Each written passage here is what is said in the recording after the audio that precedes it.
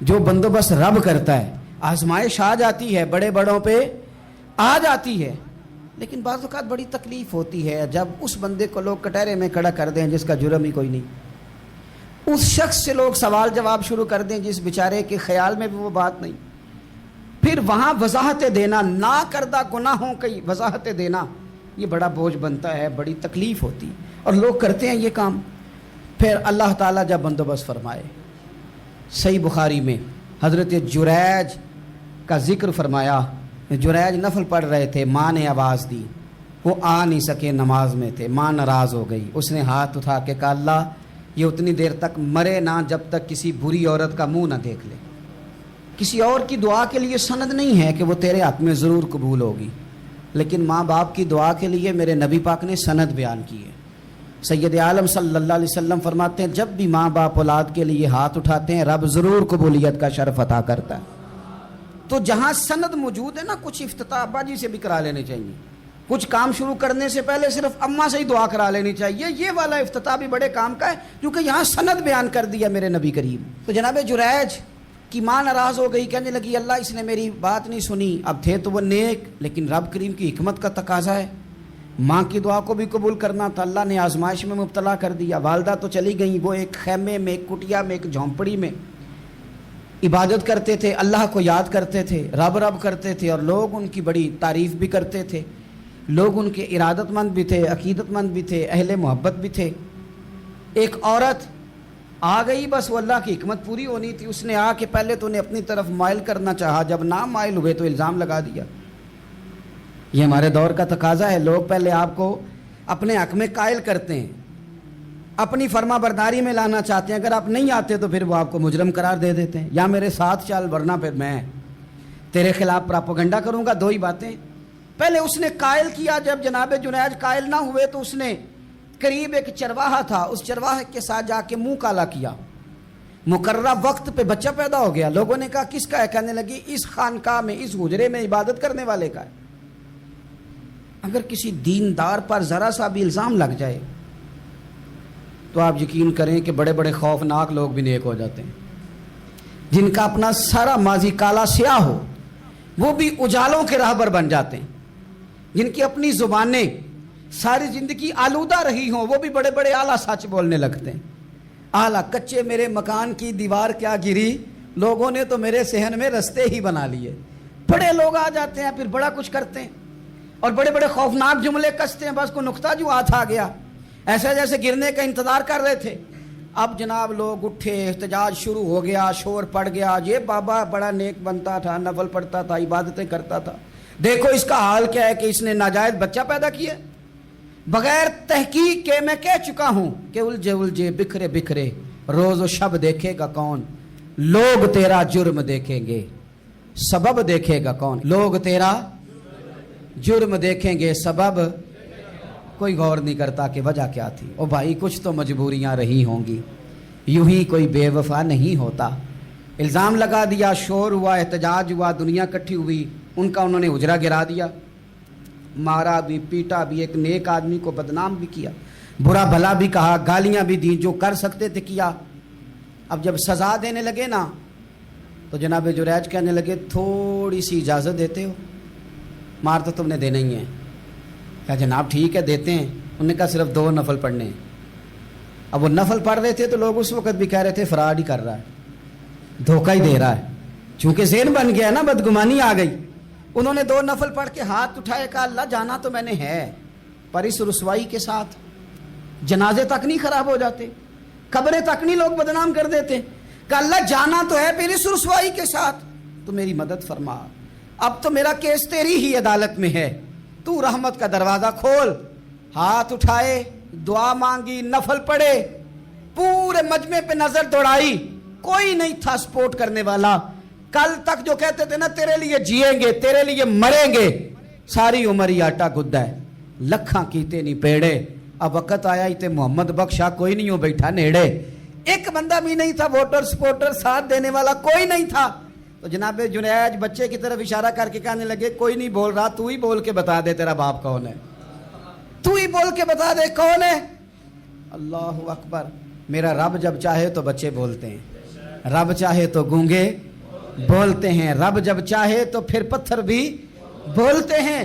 جب کہا نا تو ہی بتا تو بچہ بولا، اور بول کے کہنے لگا میرا باپ جریج نہیں، میرا تو وہ ہے جو بکریاں چرانے والا ہے، وہ میرا باپ۔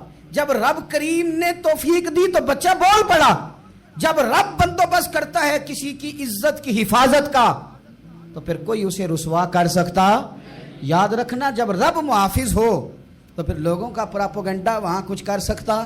لوگ کئی دفعہ بڑا گہرا جال بنتے ہیں، سازش کا رنگ بڑا گہرا ہوتا ہے، عام سادے آدمی اس کو سمجھ نہیں پاتے، اس پراپوگنڈے کا حصہ ہو جاتے ہیں، انہیں پتہ ہی نہیں چلتا یہ بات دراصل کیا کی جا رہی ہے۔ یہ کتنی گہری حسد کی آگ ہے جس کو لوگ بغض کے ساتھ ہوا دے رہے ہیں، اپنی عداوت کے ساتھ اس کو زیادہ جلا رہے ہیں۔ حضرت سیدنا عائشہ صدیقہ رضی اللہ تعالیٰ عنہ بیان کرتی ہیں، اور لطف کی بات یہ بھی بخاری میں موجود ہے۔ میں نے جناب جنید کا قصہ عرض کیا تو بخاری سے، یہ عرض کر رہا ہوں تو بخاری سے۔ یہ واقعہ میں حضور کی امت کے کسی ولی کا بیان کرتا تو لوگوں نے کہنا تھا ہماری سمجھ میں نہیں آتا۔ بعض لوگوں کا خیال ہے کہ داتا صاحب کی کرامت بھی نبی پاک کی بیان کریں۔ او خدا کے بندوں کو خیال کرو، داتا صاحب تو کئی سو سال بعد آئے ہیں، وہاں اگر کوئی کرامت ہوگی تو حضور بیان کریں گے۔ اگر نبی کریم نے پچھلے بنی اسرائیل کے ولیوں کی کرامتیں بیان کر کے تمہیں بتائی ہیں تو اس کا معنی یہ ہے کہ اگر وہاں اللہ یہ شان عطا کر سکتا ہے تو تم تو امتوں کی سردار امت ہو، ان پر تو نیرا فضل ہے، تم پر تو رب کا فضل کبیر ہے۔ تو بس لوگ سمجھنے کو تیار نہیں، پچھلوں کی مان لیتے ہیں۔ جناب آصف بن برخیہ کی کرامت جو سورہ نمل میں آئی وہ تو مانیں گے، پر غوث پاک کی کرامت یہ پتہ نہیں عجیب فلسفہ ہے، اور کس طرح کا فلسفہ ہے یہ سمجھ سے بالاتر ہے کہ بنی اسرائیل کا کوئی ولی ہو تو اس کی کرامت ہو سکتی ہے اور نبی پاک کی امت کا ہو تو اس کی ہو ہی نہیں سکتی۔ کیا معنی ہے اس بات کا؟ اور لوگ ہیں کہ داد و تحسین دے رہے ہیں، واہ واہ کر رہے ہیں۔ اللہ تعالیٰ سمجھنے کی توفیق عطا فرمائے۔ حضرت عائشہ صدیقہ رضی اللہ تعالیٰ عنہ فرماتی ہیں ایک عورت تھی اور اسے نبی پاک صلی اللہ تعالیٰ علیہ وسلم نے نا وہ کلمہ پڑھ کے مسلمان ہوئی، مدینہ طیبہ آ گئی تو حضور نے مسجد نبوی شریف میں اس کے لیے مکان، ایک سادہ سا کمرہ ساتھ مسجد کے بنوا دیا، وہیں رہنے لگی۔ اکثر وہ سیدہ طیبہ کے پاس آتی تو حضرت عائشہ صدیقہ رضی اللہ تعالیٰ عنہ فرماتی ہیں وہ بڑی باتیں سناتی اور آخر میں کہتی وہ ہار والا دن بھی بڑا عجیب دن تھا اور میرے رب کی قدرتوں کا دن تھا، وہ بھی بڑا عجیب دن تھا۔ سیدہ عائشہ صدیقہ رضی اللہ تعالیٰ عنہ ایک دن فرمانے لگی کہ تو ہار والے دن کا بڑا ذکر کرتی ہے، وہ کیا دن تھا؟ تو خاتون کہنے لگی اماں جی وہ دن تھا جب میرے رب پر بھروسہ اور مضبوط ہو گیا، جس دن میرا اپنے رب پر توکل اور بڑھا، میرے ایمان میں یقین میں اور پختگی آئی۔ کہنے لگی میں ایک گھر کی کنیز تھی، نوکرانی تھی، اس گھر میں ایک بچی تھی جس کے پاس سونے چاندی ہیرے جواہرات کا ہار تھا۔ اس زمانے میں نا چمڑے کے اوپر لوگ ہیرے جواہرات لگاتے تھے، کئی دفعہ سرخ رنگ کے چمڑے پہ لگائے جاتے تھے، وہ بچی پہنتی تھی تو کہتی ہوں بچی کے اس نے اتار کے رکھا یا اس سے گرا وہ ہار تو چیل اسے اٹھا کے لے گئی گوشت سمجھ کے اور میرے سامنے اٹھا کے لے گئی۔ گھر والوں نے مجھ سے پوچھا، یہ بخاری میں موجود ہے، گھر والوں نے پوچھا مجھ سے کہ وہ ہار کہاں ہے تو میں نے کہا چیل اٹھا کے لے گئی۔ گھر میں کچھ چوری ہو جائے تو سب سے پہلا الزام کس پہ لگتا ہے؟ ملازمین پہ۔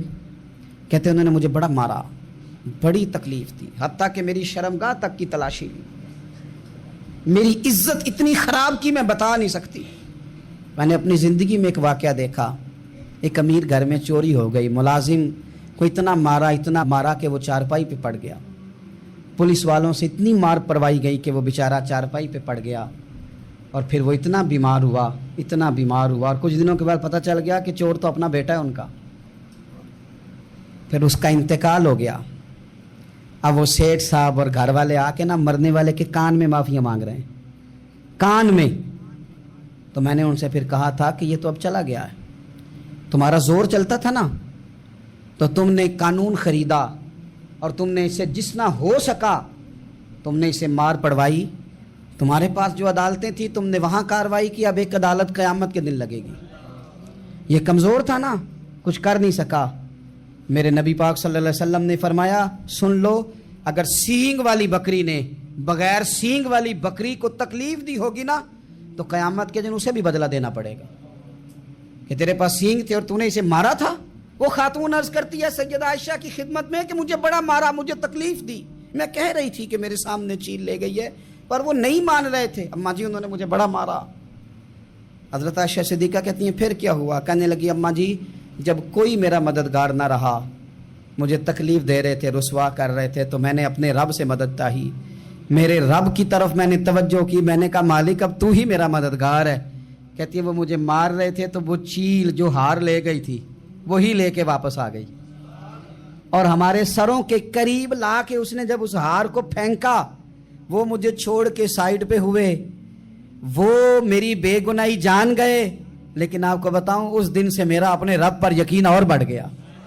مجھے سمجھ آ گئی کہ جب انسان پورا ٹوٹ جاتا ہے اور جب کوئی چاروں جانب اس کا مددگار نہیں ہوتا تو رب تو ہوتا ہے نا۔